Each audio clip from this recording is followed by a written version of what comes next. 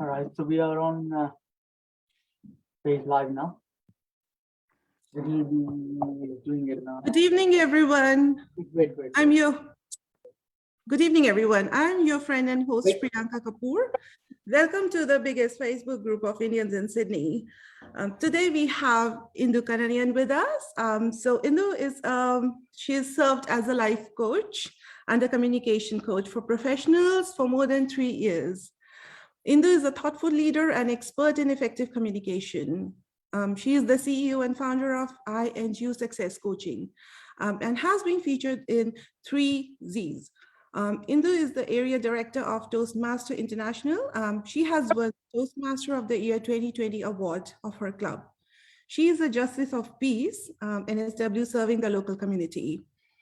In 2019, INDU's life changed forever, and it is this challenging journey of discovery that enabled her to develop a high level of mental resilience. This gave her the ability to miraculously rediscover herself and help others. INDU shares her knowledge and wisdom gained through life challenges with her clients, who are stumped and immersed by her empowering message.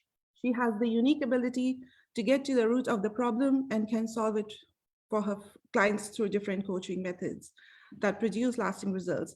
With a diverse background in HR, INDU is a customer care specialist, DISC consultant, NLP master practitioner, and communication coach for professionals. She has the unique ability to transform others from fear to faith and empower them. INDU, so there is a fun fact about INDU, and it's that INDU is a mother to one fabulous son, and she hails from Sydney, Australia. Welcome so much, INDU. Welcome for coming here and talking to our audience. So, yeah. Thanks, Priyanka. Hi, everybody. I'm not too sure who has joined live. Having said that, I wish the very best for the community here to understand how communication is going to be really effective and helpful for you to progress in your career and your personal life as well. So let me share the screen. Good. So today the topic is about how communication, what I say is communication is currency, how it is actually going to be helpful in your life. Before that, let's understand what I mean by communication is currency, right? So communication is a word derived from the Latin word called communis, which means it's for common, public, and general. And it is also known as communique, where you share the information to and divide and communicate and impart to others, right? And so that is about communication. And what is about currency? So this is again a word derived from a Latin word called cure, which means it's to flow or to go to run or to flow, right? So the notion of the state from flowing from one person to other is the currency. So when I say communication is currency, let's understand together. What I mean by that is what the message that we are trying to impart to others, it has to flow. So how it flows only because when we are able to open up and express ourselves. So that's where I bring this statement of communication is currency, where whatever the information that you would want to share, whether it's personal life or in professional, we need to share it with a flow so that the message lands to the other person and you're able to communicate in a two-way flow. So that is all about communication is currency. I hope this introduction is very clear for everyone what I mean by communication is currency. And also on the other side, when you communicate effectively, you're able to progress in your career as well, and which means you're able to bring that actual currency into your life as well. So it's a two-way thing, and that's what I mean by communication is currency. Okay, why is it important for us to have this communication skills? Off late, we say, and we hear like, I need to improve on this, I need to improve on this, and all of this just diverge to communication skills. So the recruiters now, they hire professionals based on the communication skills although they are expert in the technical aspect as well. So let's see how it works. So in this pie chart, I have just mentioned here, communication is 21%. What I mean by that is, although they are looking for other skills, like, whether if you're an IT person or any other engineering aspect where technical expertise is important, they are looking for communication skills. Why? Because I'll tell you something. So if you are 10 level in, say, for instance, you're absolutely expert in your technical aspect. So if you're 10 on 10, but whereas you're able to express yourself 4 on 10 or 3 on 10, people will just perceive you for how much you're able to communicate. So you are understood by others 4 on 10 and not 10 on 10. If I have to share my personal example here, when I joined here recently, when I moved to Australia, it's not about self-doubt. It was like, I don't know how far I can communicate. Of course, it was a bit of confidence drop as well, coming from India and, understanding the Aussie accent and things like that. So I was thinking like, I've got the skills, I've got the expertise. When there was an internal opening in my workplace, when I asked them, like, I want to apply myself, my HR immediately rejected because she said, like, Indu, you're not really opening up, you're not expressive, and this role is really important for you to, someone for whom they can collaborate with the other teams and external stakeholders. And I don't think you can do that. That really shattered me. So it is relevant for anyone who thinks they are expert in their own industry, but if you're not able to communicate, then the recruiters or even the HR or the manager will not give us the opportunity, right? So, and there was a survey done by Deolite.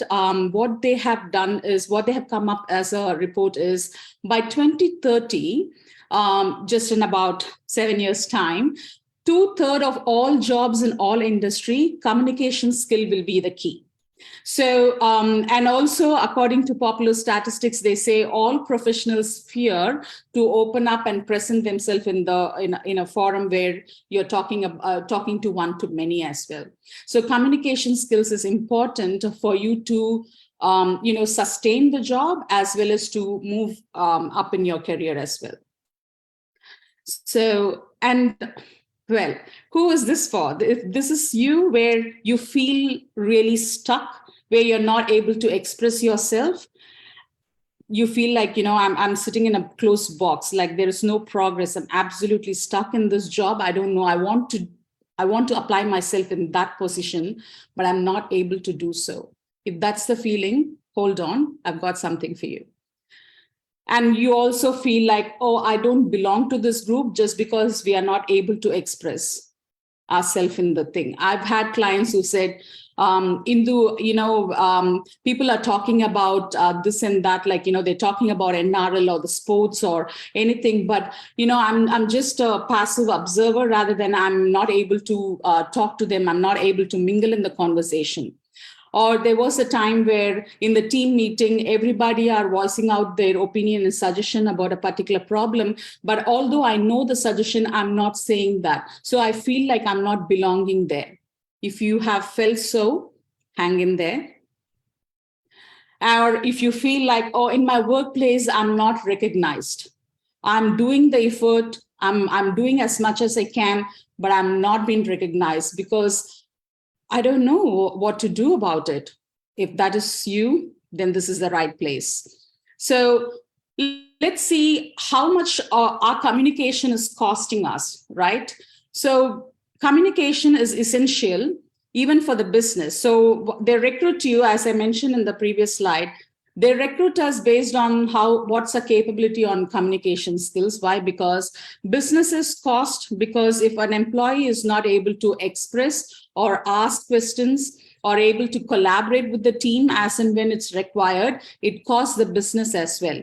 So it costs minimum on an average 62.4 million annually due to poor communication and among employees. And it's also costing their production. And as an individual, and because of that, the attrition rate, it goes to 47 to 53%. And this is the statistics that I gathered.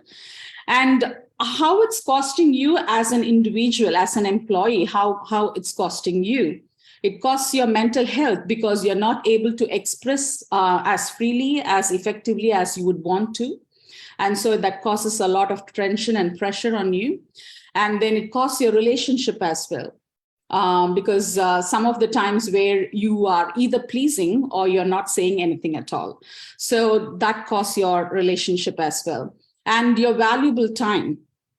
Because to compensate on not expressing yourself, you're doing something else to compensate that. So which means you're trading against your time, right? And then eventually it costs the career as well.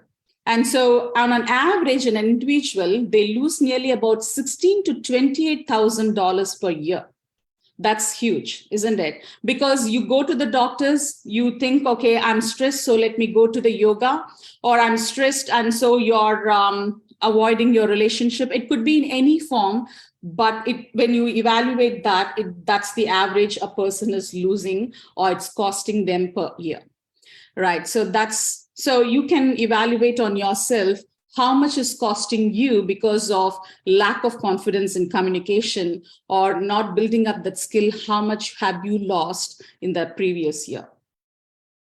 And why I'm saying all of this is because whatever I have said about, is this you, like, are you feeling like in your closed box?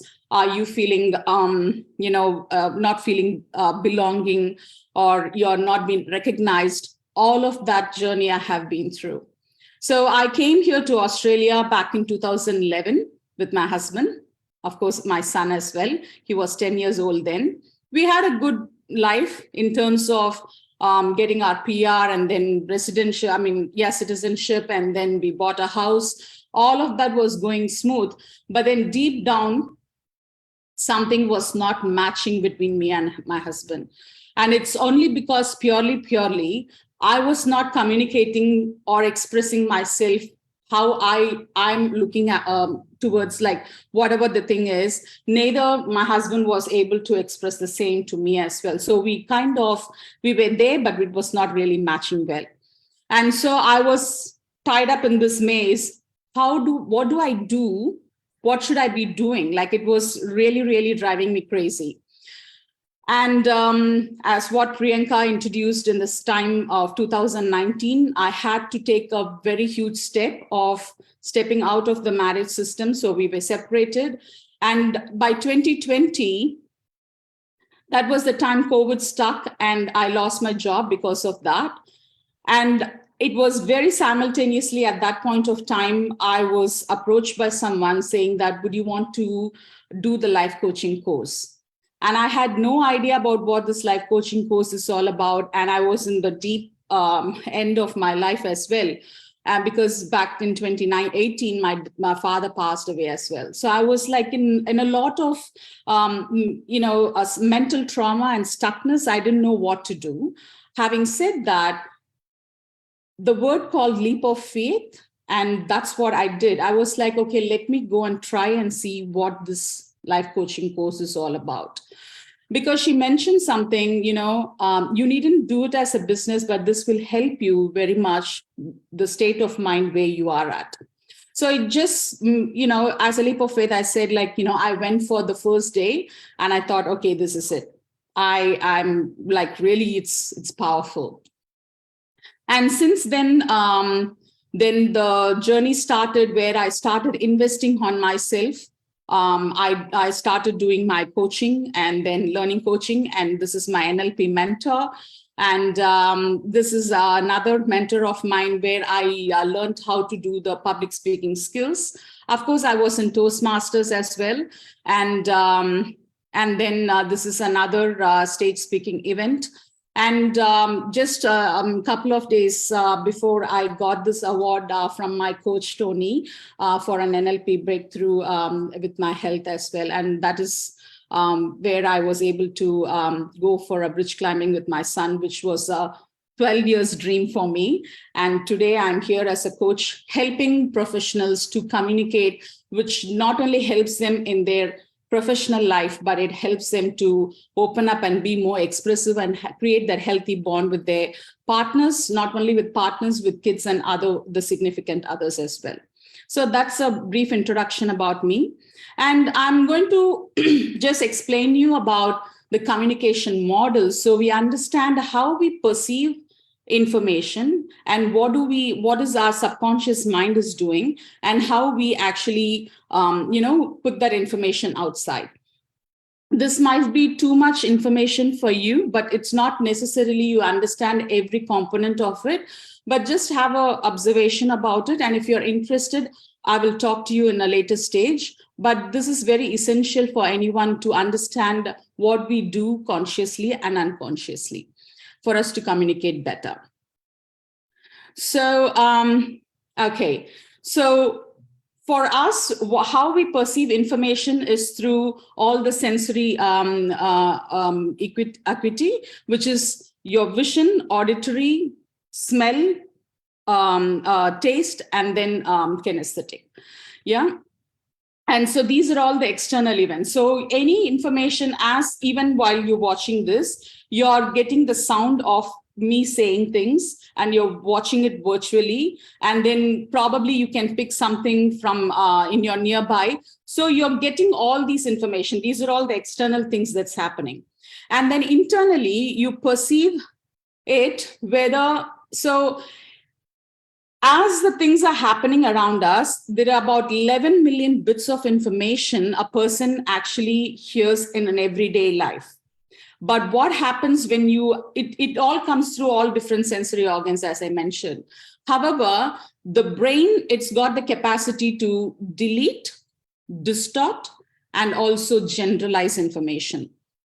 And so the 11 bits of information, we only collect only 7 chunks, which is 128 bits of information. So all that we are observing consciously and unconsciously, it's stored in us only between 5 to 7 chunks of information, which goes under all these processes. We delete certain information, we distort certain informations, we generalize certain information, because our brain doesn't have the capacity to hold all of the 11 bits of information, right? And so this is where, based on the information that we store in our mind, or in our brain, where the beliefs are formed, your values are formed, your attitudes, your memories, and of course the decision making, everything is formed only based on the information that we store. And what happens because of the internal representation, the information, what are all we see, we store it as picture, we store it as sound, we store it as a smell, we store it as taste, and self-talk. So for instance, if you go to a 7-hat hotel or somewhere where they have a unique perfume, or a unique, not perfume, as a spray, they have their own aroma. When you have moved there and you have smelled that ambience, it just stores with us as an internal representation. We have stored it in our memory in some picture or some way that it just comes up to us. So when you smell the same thing elsewhere, you just recollect that memory there, right? I hope everybody could understand what I'm saying. And that's how we store our information in the brain as well. And so what happens is, with the internal representation, our physiology matters the most. So when you talk about something, when you have stored some information which has really disturbed you, you can see that directly impacts your physiology. So for instance, if you're really stressed, the immediate thing what we do is we put our head down and we hold our head like this. That is the physiology that changes automatically, and that determines our state of mind. So what happens, what we can do, I'll talk about this, what we can do about it later. And that determines the state of mind, determines your behavior as well. So if anyone comes and approaches you, probably you're not in a stage to give them a proper response. And that could be, whether irritable or you just say, I'll talk to you later. That could be any way, but that determines your behavior. Apparently, that results in whatever the outcome of that particular event is. So when I say we can change something, whenever we have, which means our physiology has direct impact on our mental state. So when you want to change your state of mind, when you're really feeling gloomy or you're not in the right state of mind, move your physiology. So you either walk or have that, move your shoulders straight, or do some movement where it helps you to change the state of mind as well. That would help you to behave in a different way than where you would have done in a bad state of mind, and the outcome would be definitely different. I know it is all a big model, which I have, shown to you, but this is very important for someone to understand how we perceive information, what happens, and how we really project it outside. We will go deep on it on a different occasion, but for now, this is the communication model, NLP communication model to be more specific. Okay, so when we have understood, okay, this is the way I perceive information and that's what it's happening in my brain and that's how I behave and that's the outcome of it. Let's try to identify ourselves in terms of confidence and skill-based. So if you're making a notes or if you're just wanting to understand where you are, we can go with that as well. So I've just made this as 4 quadrants where one side is high skill and then low skill, then on the top, high confidence and low confidence. So people who are high confident and highly skilled, if you are that person, then probably you have these attributes, which is you feel proud or pride about yourself, you're self-assured, you're motivated, you don't need an external motivation, you're motivated, and you're satisfied with the job that you're doing, and also you are fulfilled, because that's where the high confidence and high skill person will fall under. So if you're someone who are high confident, but low skill, in the terms, when I say low skill, that could be any skill. That could be even the communication skills. So if you are falling under that category, you will have these attributes. You're overconfident, although you are low with the skills expertise, still you're overconfident, just to compensate, just to balance that, right? Okay, I'm low confidence, so I need to exhibit myself even more confident than naturally who you are. And then you're frustrated because there's not a balance there, because your skill level is not good. So for instance, if you're applying yourself with high confidence for a job where they are looking for a particular skill, and every time you're not being successful, obviously the frustration comes. You're anxious because things are not happening in your way. And then this is an imposter syndrome. What it is you're confident, but then things are not actually landing the way that we are, that you're expecting to land. So, and then you think, am I really good enough? Or am I just saying this for namesake? That's imposter syndrome. And then you're very determined because you really want to do that thing, because of your confidence. And so if you're that category, this is what will happen. And if you are in a category where your confidence is low, but then you're highly skilled, where just like, I have got clients who are coming from technical background where they are highly skilled, but they lack in confidence. Sorry, I'm not checking the chat box here. A little bit of every category, not too sure. While Priyanka, would you want to share with me what is that?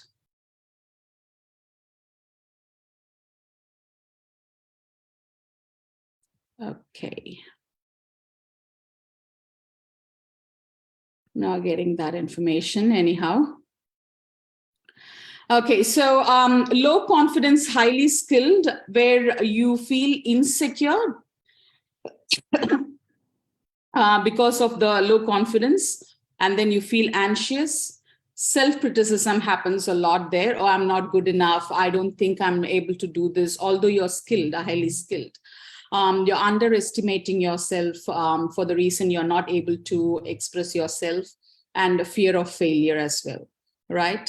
And if you're into this category where you're low confident and you have low skill set, you're frustrated, you feel you're inadequate, you are anxious and stressed, you have a lot of self-doubt, and you feel overwhelmed with anything and everything, and you're feeling absolutely discouraged. So if you can then, look into yourself and figure out, okay, which category do I fall under? Why it's important is because for you to take the next step, you need to be aware of where we are at. And which is why I'm saying this. I've got another message here. It's okay for that. Okay, right. So, okay, so that's about with the confidence level and the skill level. And let's see what's our communication style is going to be, right? And it clearly defines here, if you have high openness, which means where you're able to open up and express yourself, if you're high in that, and then low is obviously you're very closed. And low consideration is something about considerate about others. High consideration is you're more considerate about others. So what happens in the category of if you're high open, but you're low consideration of others, our communication style will be aggressive. What I mean by that is an aggressive communicator will be talking about their opinion, their interest, their willingness, the way the outcome they would want to happen rather than thinking about the others. They don't consider about others. So for instance, we could have seen or we could have experienced that in our workplace as well, where the team member or the manager, or it could be anybody, they'll be like all about themselves. Oh, I want things to happen this way. And they wouldn't consider and ask, okay, and especially in a project management where a group of teams working together, they will only talk about their perspective, not considering the other team members' perspective. And sometimes the words could be harsh, bit aggressive, bit abusive, depending on the environment as well. But that type of communication is aggressive communication style.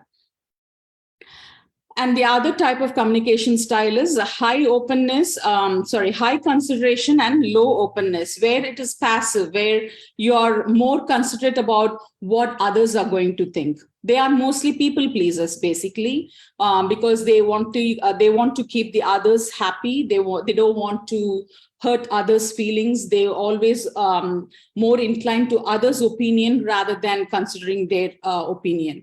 So they are passive.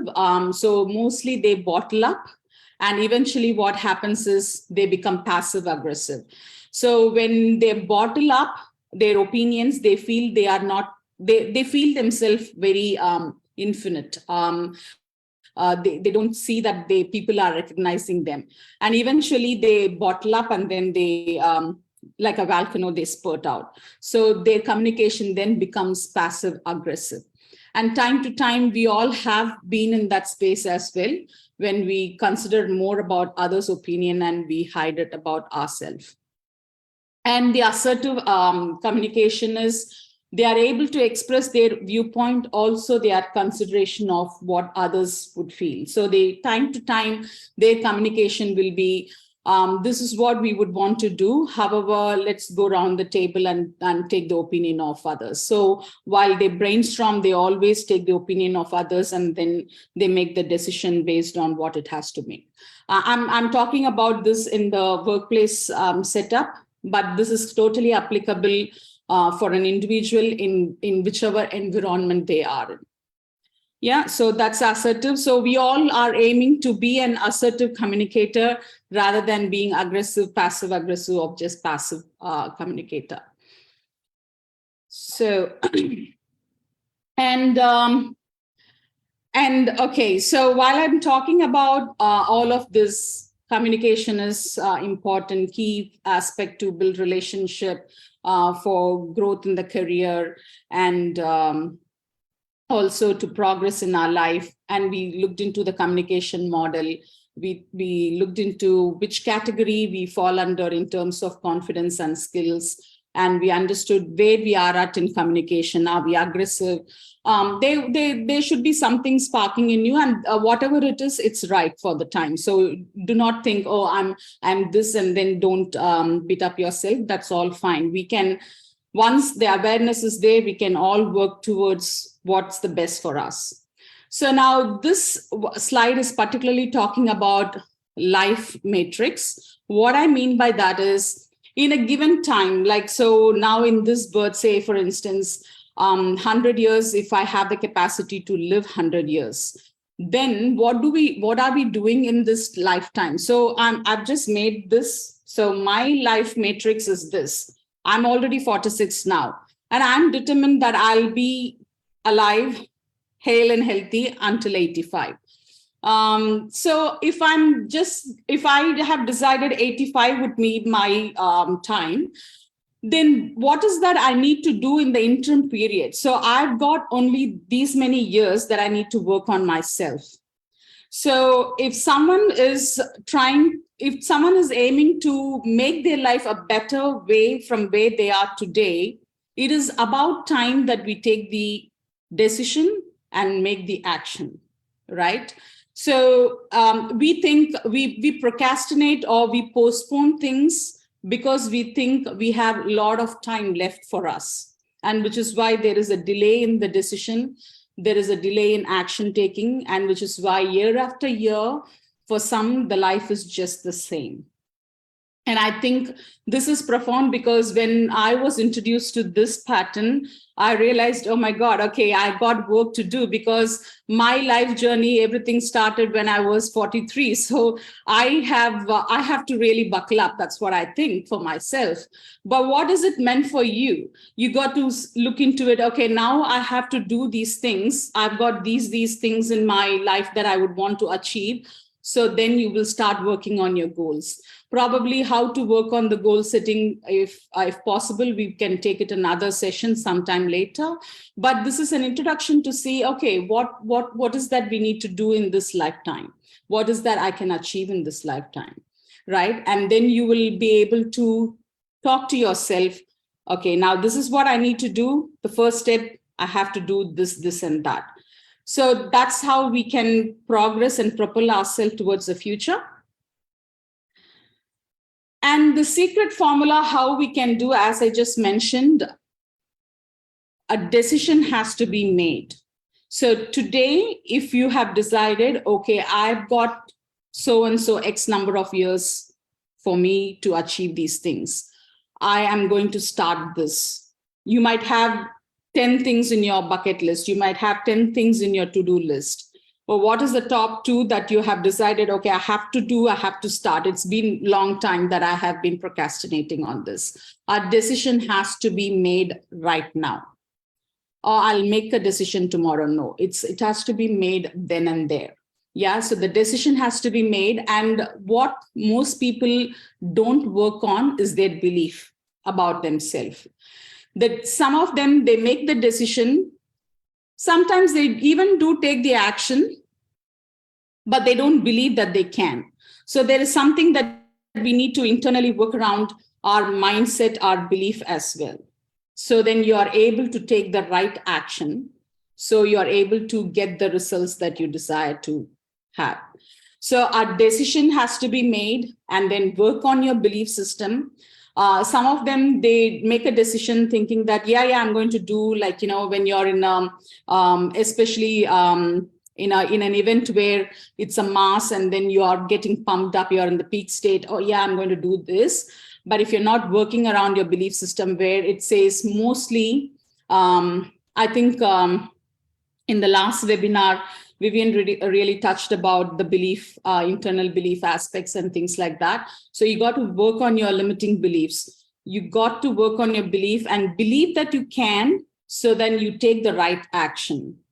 Because just taking the action without believing will not actually give the actual results that you're looking for as well. So it is a formula that everybody need to follow it, in my opinion. So this formula nobody teaches us, because they say, okay, you start doing the action and the result comes. No, it doesn't work like that. When a decision is made because you believe yourself, you trust yourself, and then you work on you anchor your belief, take the action, the results are guaranteed. Yeah, so that's the secret formula. If you can follow, brilliant. And what do I mean by how to earn and grow exponentially? Because when I say communication is currency, you can grow exponentially when you are doing the work. Let me just show you the graph. So given a period of 0 to 12 months time, if a person is not taking any action, say for instance, if someone is in the category of low confidence and low skill and they're not taking any action about it, then the failure is very guaranteed, right? So because things move on and you're in the same place, you're stagnant. So ultimately it's a failure. So because no action is taken.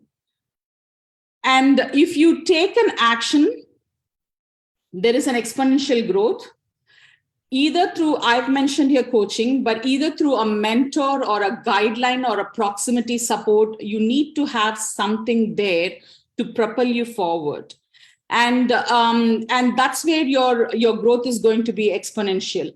That is with the decision that you make and the belief system that you have around that about yourself, and then the action you take, that brings you the results. And many of my clients, they have worked on their communication skills, and now they are, it wouldn't be an immediate one because it's all work in progress and many factors that's associated with it.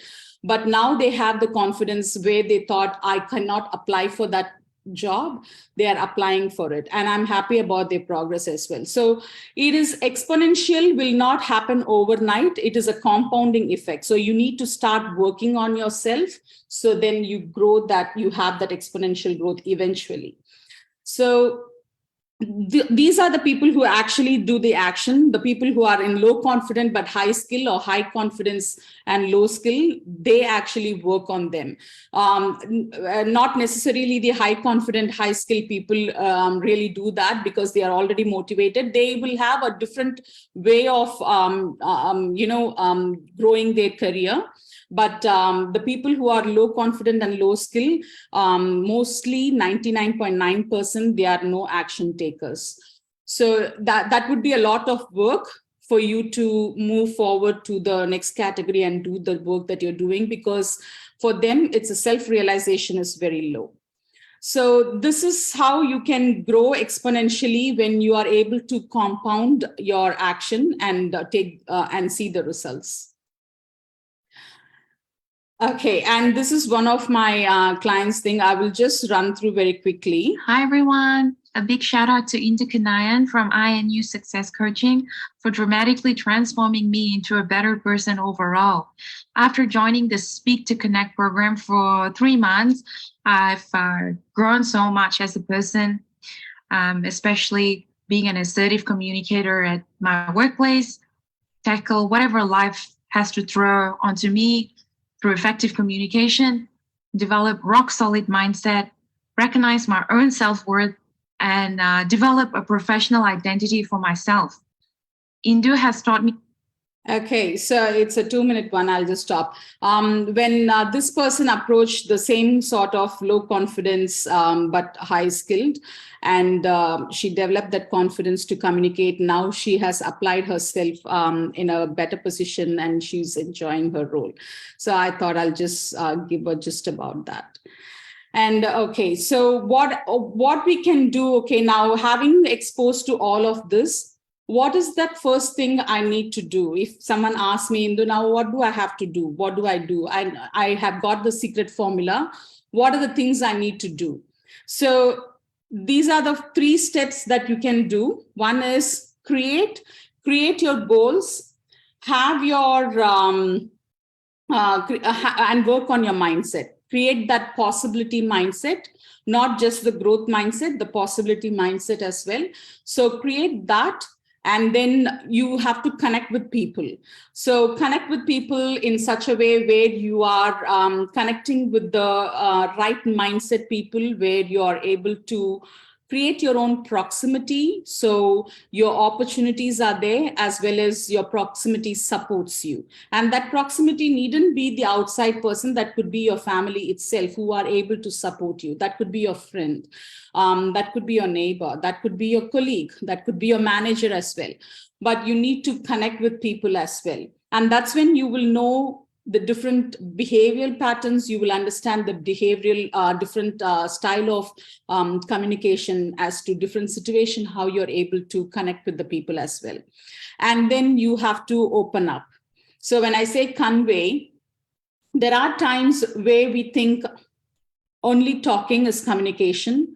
Listening is also communication. So where in a certain situation where you will have to be a good active listener. So cultivate that. So be a good listener. And there would be a time where others are not very clear and we assume many things. So develop the quality of asking the right question so you get the right information. So if you do these three things, then success is for sure. Yeah, that's my opinion, and it's a proven method as well. And so, as I mentioned, while you work on these things, these are the three things you will achieve for sure, which is you will have a good professional identity because now you're able to express and open up, you being you, and also, able to communicate and with the right skills and everything. So you will have a professional identity in your workplace. Not only in your workplace, you will own it. So when you're applying to another job elsewhere, that reflects easily. Then you're very self-assured and you're very assertive because now you have worked on your mindset, your belief, your values, everything. Obviously, you have expanded your networks for good opportunities as well. Because once you're having that confidence, there is nothing you holding to meet other professionals where they have achieved something. So connection is not an issue for you. So obviously your expansion of your proximity and your network is expanding. And so the opportunities comes through to them. And that's about it. I believe the whole thing helps you to take one step forward after seeing this webinar. And if you would want to, have a chat with me or connect with me, just join on my, I have a professional Facebook group that's free. So you can join that, or you can just follow me on my LinkedIn page as well. So that's a QR code. If you would like to do it, then please feel free. I think with that, we have come to our end of the presentation. I'll just stop sharing. And yeah, so I hope it was valuable. So that's about it. Thanks, Priyanka. Thank you so much, Indu. That information, the session was very informative. We're very much thankful to you for coming over today and sharing your thoughts and your slides with us. And thank you to everyone who has joined us today or who would be watching afterwards. As they say, communication is the key. It's the power, it's the currency. It has so many words. Thank you so much for joining today. We'll see you next week with a new speaker, new topic. Till then, bye. Have a good night and enjoy your long weekend.